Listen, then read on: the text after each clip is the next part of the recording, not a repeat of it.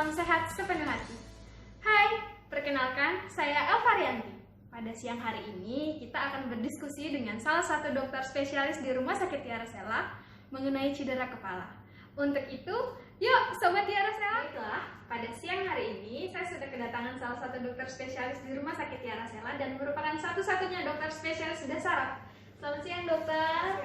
Dengan dokter Liza Amelia, SPBS ya dok ya, dan merupakan satu-satunya dokter spesialis bedah saraf yang ada di Bengkulu. Nah siang hari ini dok, kita akan sedikit bercerita, sedikit berdiskusi mengenai cedera kepala.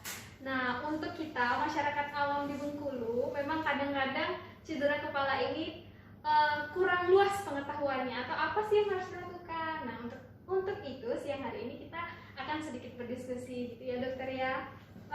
Untuk pertanyaan pertama dokter, pengertian cedera kepala sendiri gimana sih dokter? Cedera kepala atau lebih khususnya kalau untuk saraf tuh kita sebut cedera otak ya. Cedera otak itu biasanya ada mekanisme benturan pada kepala, baik itu mekanismenya langsung terus atau secara tidak langsung ya. Misalnya ada pergerakan leher yang cepat, jadi dia ada benturan, akhirnya kepalanya itu otak itu sendiri yang terbentur di dalam tulang kepala. Ada trauma langsung, misalnya berbenturan dengan aspal, terkena benda tumpul, atau terkena benda tajam yang sampai trauma tembus seperti itu.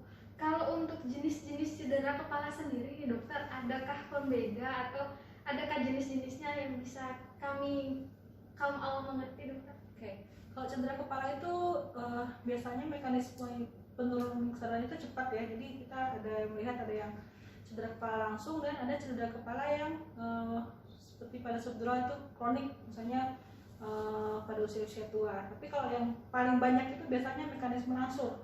Kalau yang terjadi di Bengkulu ini biasanya karena faktor kecelakaan kendaraan bermotor atau terjatuh misalnya terjatuh dari pohon dan terkena benturan langsung di kepala. Nah itu perbedaannya. Terus ada juga yang dari misalnya pada usia tua, dia mungkin berbenturannya tidak terlalu besar, tapi dia ada robekan pena yang makin lama gejalanya muncul tuh pada 1 bulan atau 2 bulan kemudian. Begitu.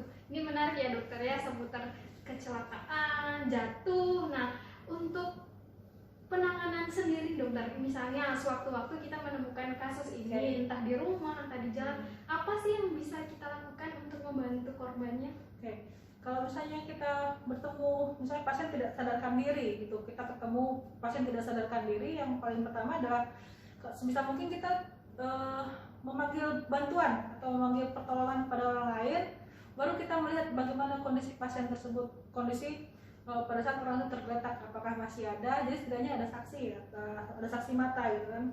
Terus nanti untuk pengangkatannya mungkin ya memerlukan keahlian khusus, atau misalnya sebisa mungkin tidak terlalu banyak pergerakan pada saat kita memindahkan, karena cedera kepala juga berhubungan dengan leher atau servikal. Itu bisa, kalau misalnya ada pergeseran, bisa lebih memperparah ke anggota gerak badannya ya. Jadi dan secepat mungkin dibawa ke fasilitas yang ada untuk penanganan bedah saraf. Jadi bisa secepat mungkin bisa dilakukan tata laksana. Nah untuk cedera yang harus dibawa cepat ke rumah sakit, itu boleh dikasih contohnya dokter? Cedera kepala, pada prinsipnya semua cedera kepala baiknya harus ditangani oleh yang berkompetensi ya.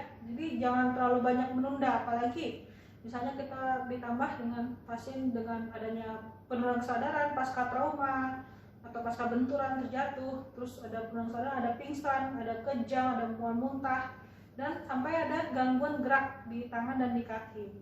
Itu harus cepat dibawa untuk bisa ditata laksana. Demikian diskusi singkat kita dengan dokter spesialis bedah saraf Dr. Liza. Terima kasih untuk kesempatan dan waktunya. Ya, mudah-mudahan bisa memberikan sedikit pencerahan dan pengetahuan buat masyarakat di Kota Bengkulu khususnya. Terima kasih dokter.